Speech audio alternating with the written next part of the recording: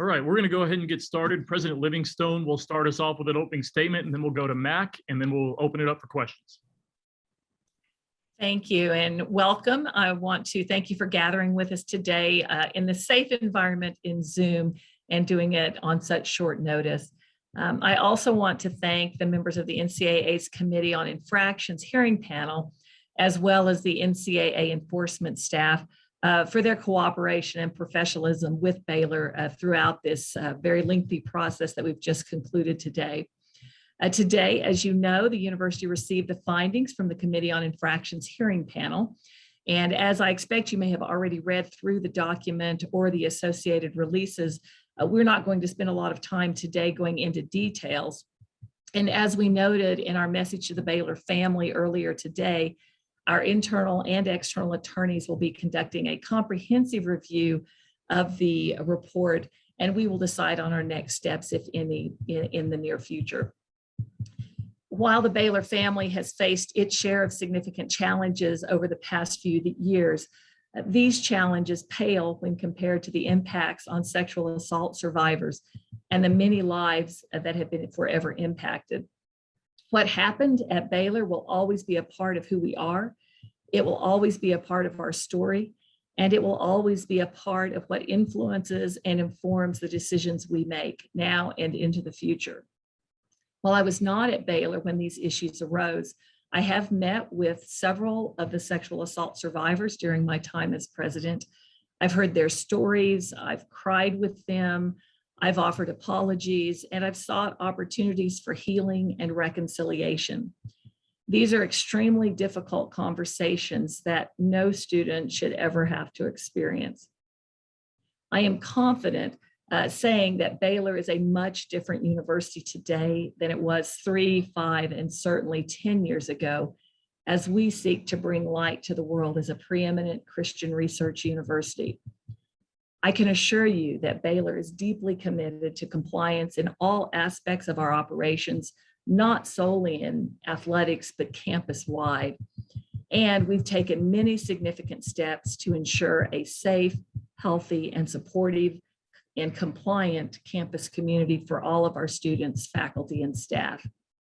We believe that the university's swift and wide-ranging response demonstrates its dedication to functioning with integrity, fostering a culture of compliance, and a commitment to institutional control.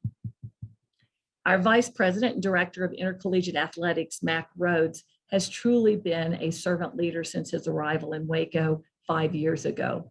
Mack has never wavered from our pursuit of truth and integrity and has completely transformed our athletics department and its culture. He has been an integral part of Baylor University and will be moving forward as an institution, and we are fortunate to have him with us. So I'm going to turn things over now to Mack for some brief comments before we take your questions. Thank you. Thank you, Dr. Livingstone, for your kind words, but more importantly, for your leadership and your partnership and your commitment to just what makes Baylor such a special place. When I arrived here 5 years ago, I found an institution and an athletics department in turmoil. While it has been challenging, it has also been the most rewarding journey of my career.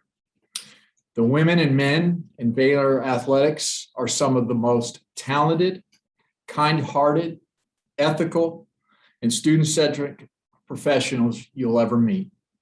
Their care of our student athletes, their commitment to integrity, and their belief in Baylor's mission is unwavering. We have cooperated fully with the NCAA during this long process. In fact, it was Baylor which initially approached the NCAA enforcement staff in 2016 to discuss potential violations. We conducted more than 70 joint interviews and reviewed tens of thousands of pages of documents to determine the facts. While we disagreed with the enforcement staff along the way, we never stopped doing our part in seeking the truth. Ultimately, the findings today are an important reminder for our university, and particularly disheartening and painful for the survivors of interpersonal and sexual violence. Our athletics department and our university are committed to being outstanding members of the Big 12 Conference and the NCAA, and the dramatic changes and reforms implemented over the last 5+ years at Baylor, I believe, have made us a model for other institutions to follow. We are not perfect, that's for sure, and we cannot know what lies ahead, but I've never been more proud to be a member of the Baylor family than I am today, because I know we took the difficult steps to get it right. We only received the committee's findings a short time ago, and our attorneys are continuing their complete review and assessment. We appreciate the thorough and cooperative work of the NCAA enforcement staff and the Committee on Infractions throughout this entire process. They listened to us and acknowledged the many changes we have made within the athletics department and across our campus. With that said, Dr. Livingstone and I are happy to take some questions at this time, but please know and understand we may be limited to what we can share. All right, we're going to utilize the raise hand function. Please make sure that your name and affiliation are in your label, and I'll call on you individually. First up, John Warner with the Waco Tribune Herald. Yeah, this is for Mack. Did you think the NCAA's ruling was fair? And how do you think it will affect the future of the Baylor football program? Thank you, John. I certainly appreciate the question. I think relative to NCAA legislation, the outcome was fair. I think in terms of the future of our football program, when you think about the specific penalties, the recruiting restrictions, in particular, obviously that puts you, when you get less days, whether it's unofficial or official visits, that puts you at a disadvantage versus your competitors. But we know, we understand, we think the penalties are fair, and I've got great belief in Coach Aranda and our staff to mitigate them and work through them. Next question comes from Paul Levine with ESPN. Hi there. How should people view the NCAA's decision not to punish former coach Art Briles in light of the university's decision to fire him in 2016 and everything that was in the Pepper Hamilton report and the text messages that were even outlined in greater detail in what was released today? Dr. Livingstone, do you want me to take that, or? No, I can speak to that, and then if you'd like to add anything, Mack. No, Paula, thank you for that question. In our view, as we think about coaching responsibilities, we're really looking to the future, and we're thrilled to have Coach Aranda coaching our football team. We believe he is a person of integrity. He's leading our program with character and integrity, and really don't feel I need to speak to kind of the past and that issue, and look forward to what Coach Aranda is going to do leading our program as we go forward. Next question comes from Matt Roberts with KWKT TV in Waco. Yeah, this one's from Mack. Obviously, this has kind of been hanging out there for so long, and now as we position with what's going to happen with the Big 12, where is Baylor? Does this do anything on that front? Does it help? Does it hurt? Anything like that?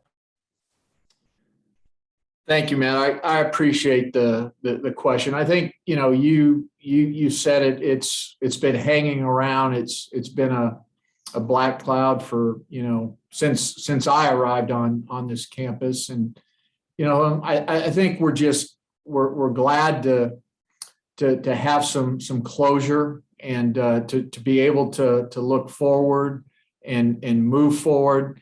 And again, remember our mistakes, learn from our mistakes, learn from our past, and then we'll navigate whatever comes in front of us. So I think it's it's good for us to have the closure and to be able to move forward. Next question comes from Curtis Quillen with KCEN TV in Waco. I guess this would be for both of you guys. There's a very vocal segment of people on social media right now saying that this decision from the NCAA was taking it lightly on Baylor. What would y'all's response to that sentiment be? So Curtis, as I reflect on, and I understand that perspective that's out there, absolutely, given the nature of some of the allegations and what led to this process for Baylor. And I think what you have to look at is the other ways in which Baylor is being held accountable and has been held accountable over time, whether that's through the legal process, the law enforcement, and certainly the criminal process in some cases, the civil litigation process in other cases, whether it was the review by our accrediting body, SAC COC, the work that the Big 12 did in holding us accountable. So there's multiple other ways in which institutions, including Baylor, are held accountable to sexual assault issues. And so while there certainly may be concern by some, and understandably so, about the NCAA process as it relates to this, given the way in which the NCAA bylaws are written, I do think there are many other ways in which Baylor is and has been held accountable and will continue to be held accountable, along with other institutions that are dealing with similar types of issues. Curtis, I don't know that there's anything that I can add to it. Again, I go back to, and I think Chair Maturi probably spoke into it, but relative to NCAA legislation, we believe it's a fair outcome. The next question comes from Austin Walker with KXXB TV in Waco. Hey there. My question is for President Dr. Linda Livingstone, and you said it was a different university than it was 5 years ago. Can you touch on the steps that you now can confidently say that it is a different university than it was 5 years ago, whether the steps you took yesterday or, a couple years ago as that is?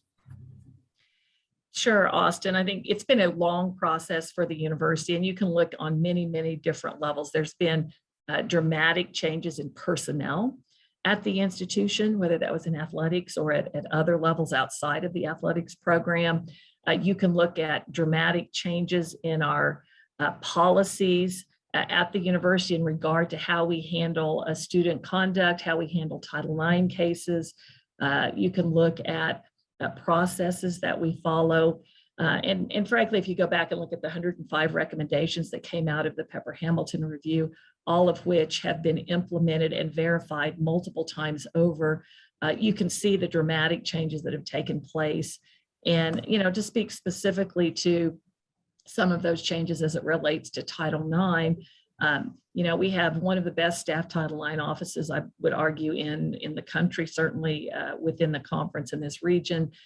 We have, I think, policies and processes that have been reviewed by some of the best experts in the country, and those have been audited to ensure that we're following them properly, to ensure that, one, we're doing everything we can to prevent sexual assault, that we're doing training and education of our students, including our student athletes, to help them understand the risks of this, how to prevent it on our campus. And then when incidences occur, which unfortunately they do on college campuses, as much as we wish we could prevent every single one of them, that we have proper training in place to help our staff know how to work with victims and do trauma-informed conversations, to look at how we investigate and adjudicate those, and then that we have the right processes in place and the fair processes in place to review those investigations and to make decisions about discipline. So all of those things, in addition to dramatic changes in personnel, have changed on this campus. And we continue to learn every day of how we can continue to make progress and improve on what has been done over the last 5 years. Next question comes from Bryce Cherry with the Waco Tribune Herald. Yeah, Mack, you mentioned that you guys got the report a short time ago. Can you speak to exactly when the panel shared their findings with you guys, and have you had a chance to to confer with Coach Aranda about, navigating some of the penalties that you guys will have to go through in terms of, less recruiting visits and that kind of thing. Yeah, thank you, Bryce. We received it this morning, probably about an hour and a half before it became public. I think it became public probably a little bit earlier than what it was supposed to.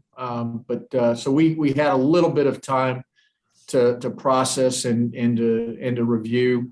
And then yes, I've had the opportunity to visit with Coach Aranda in person and talk through some of the penalties, obviously specifically the recruiting restrictions.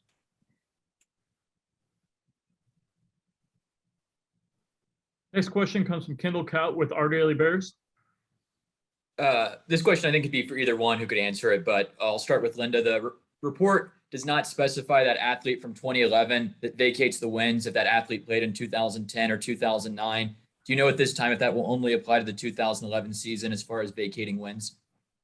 My understanding is it just applies to 2011. I know Mack and his staff looked at that fairly carefully to verify that. So Mack, you can add to that if there's anything to add.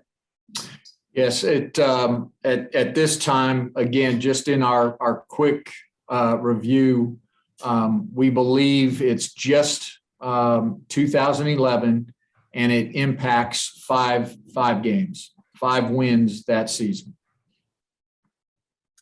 Next question from Eric Kelderman with the Chronicle of Higher Education.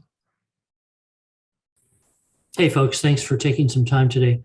I guess I just want to ask, Mr. Rhoades, you said that you found the penalties as you reviewed them fair. I want to know, does that mean you're not going to appeal them to the NCAA? Secondly, if you could give me an update on the various Title IX investigations that are underway from the Department of Education, and when do you think any of those might be resolved, and what kinds of actions might be included in those resolution agreements? Thank you for the question. I will certainly answer the first, but I'm not sure I'm the best person to answer the second question. So the first, as mentioned in my opening statement, our attorneys are still obviously in process of thoroughly reviewing the report. I think, at this point in time, it's probably unlikely we appeal. We have 15 days to make that decision. But right now, again, just after initial review, initial discussions with our attorneys, we think that will be unlikely. And I'll take the second question. We do certainly still have cases open with the Office of Civil Rights as it relates to this time frame. And we continue to work with and cooperate with the Office of Civil Rights. We have really no sense of timing on those. Those can often take multiple years. This one has already taken multiple years. So we don't have a sense at this point in time when that will be brought to conclusion. We certainly hope it will happen sooner rather than later, but don't have a time frame. Next question from Paula Levine with ESPN. Sure. I know you both said that the findings seemed fair and that you're still spending some time going through everything, but the report gives a lot of extra detail to the text messages that came out in 2017 and the facts surrounding those, and also some perspective from the investigators on that material, and then also some of the sexual misconduct material.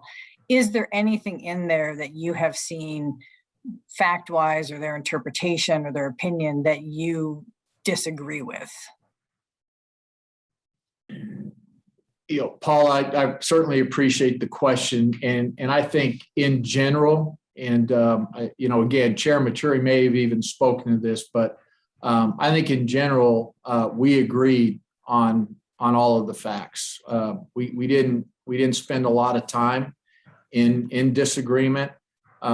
I think we also absolutely owned and understood we had moral failings. and we were pretty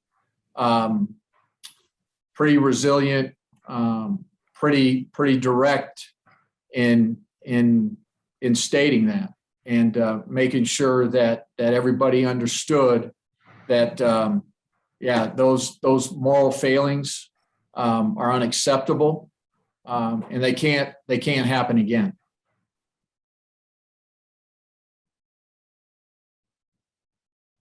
Next question from Shehan Giarja with Dave Campbell's Texas Football.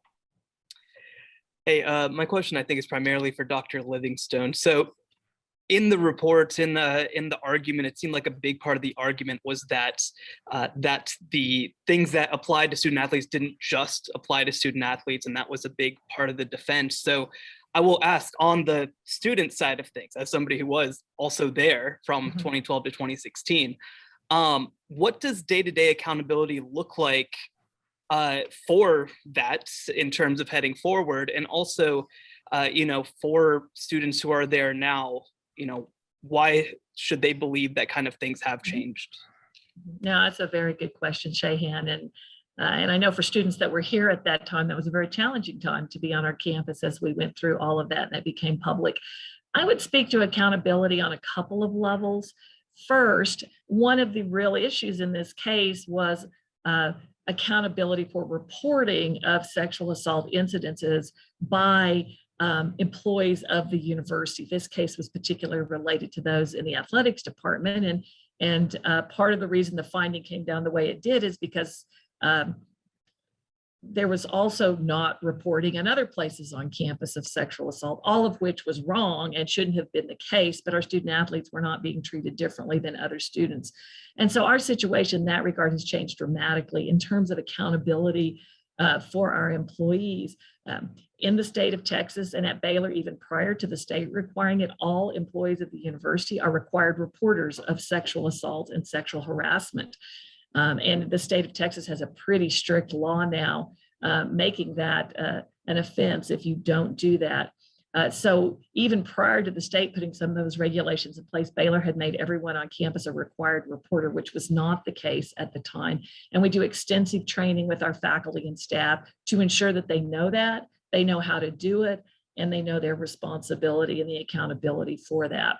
With regard to students, again, we do significant amounts of training with our students across campus. Freshmen, as they come to campus, while they're on campus, students, even in their time here after their freshman year, are given training and education about Title IX. Certainly a significant part of it is how to prevent sexual assaults, how to be a support to your friends and to help protect each other in the process.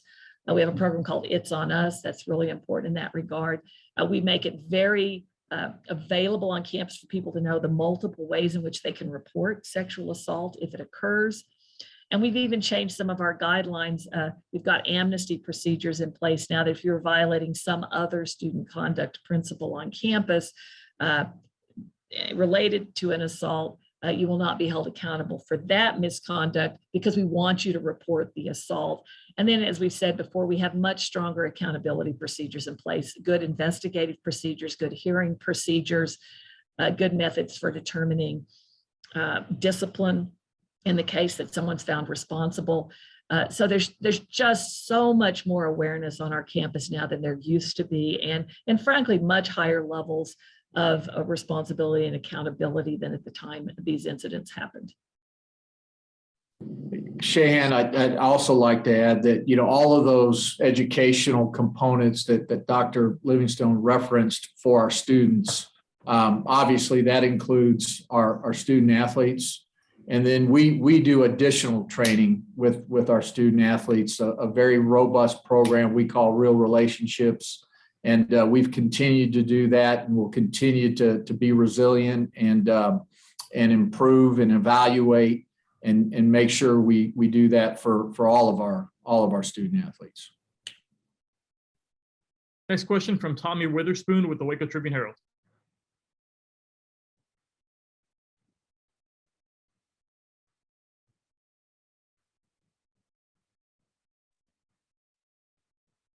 Tommy, you're still muted. Sorry, I'm trying to figure out how to do that. I've got two questions. One was an easy one, quick one for Mack.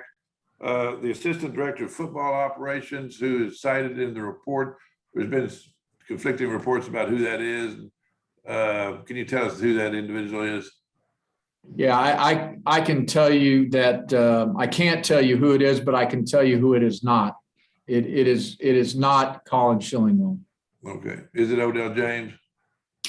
I can't confirm that, Tommy. Okay. And my next question is for President Livingstone, I guess. You talked about praying and crying with some of the victims of sexual assault. What kind of message are you sending to the victims that are on these pending lawsuits as Baylor continues to fight in the courtroom? I know there's y'all are obviously being sued, but what kind of message do you think this is sending to those ladies? Well, I don't know that I could speak to how they're going to interpret the findings of the NCAA. I hope, though, that they will understand how much Baylor has learned from these past experiences, how much we regret what happened on our campus at that period of time, and how different we are now because of what we learned from that experience. I'm sorry it took us going through that to learn those lessons and to make those changes. And I regret the pain and hurt that it caused many along the way in that process. And we certainly want to continue to do everything we can to prevent these kinds of incidents going forward, because these are traumatic life experiences. They change someone's life forever. Our hearts go out to these victims and what they've experienced. And so we hope that folks understand we've learned from this. We have made lots of changes from it, and that we, feel deep empathy and care for the victims of sexual assault. Thank you. Next question from Darby Brown with KWTX TV in Waco.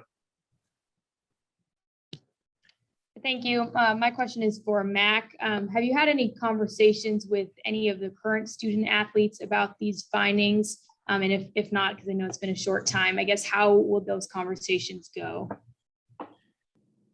Yeah, I appreciate the question, Darby. As mentioned earlier, had an opportunity to visit with Coach Aranda, and then Coach Aranda and I had the opportunity to visit with the team, obviously in fall camp, so easier to do that. I would say that that's a private matter between the team and coach and myself. They were receptive. I do want to say I'm proud of them. They have been part of the culture change, each and every one of them, and not saying we're perfect, not saying they're perfect, but they have been instrumental in the culture change, the way they lead and the way they interact with one another, and certainly grateful to Matt Rule and to Coach Aranda. Next question from Curtis Quillen with KCEN TV in Waco.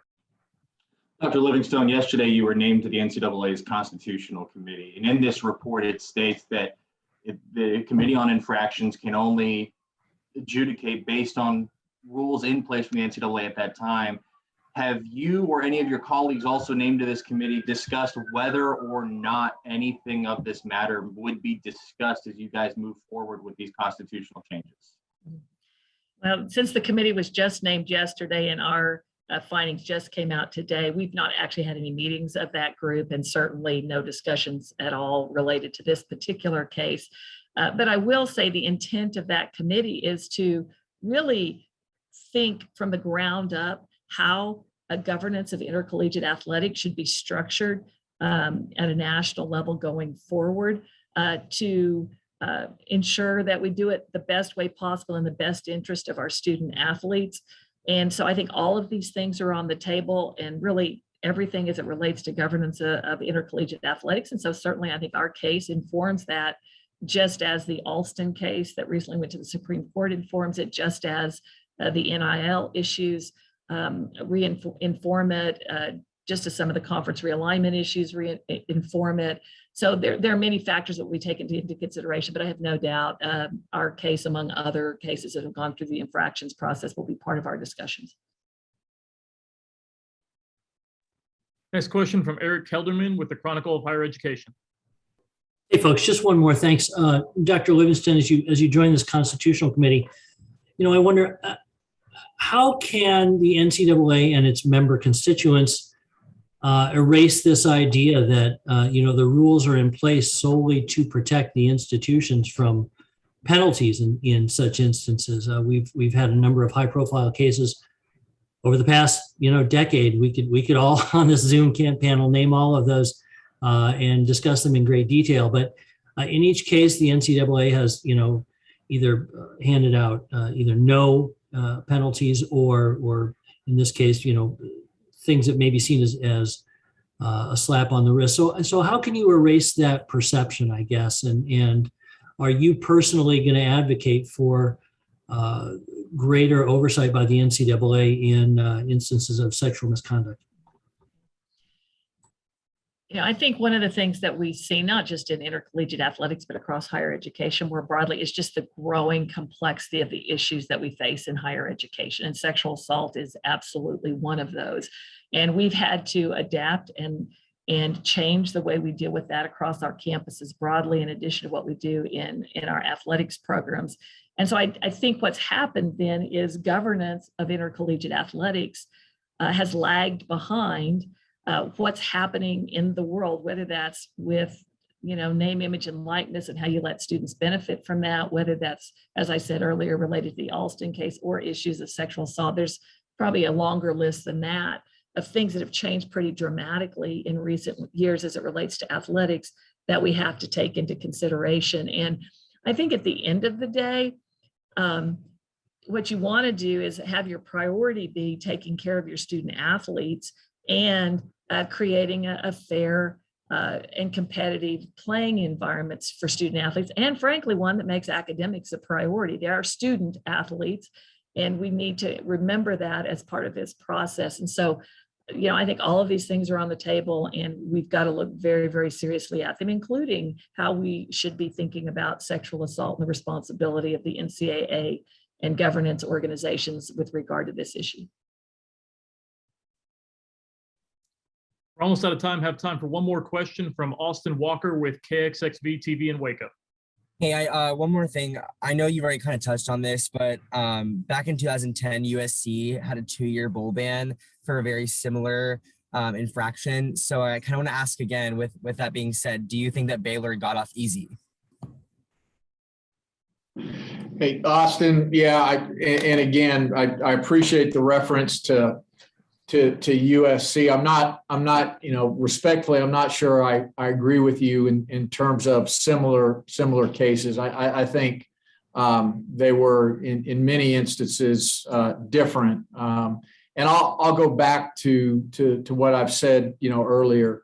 I think given, current NCAA legislation and what it governs, I think our outcome was fair.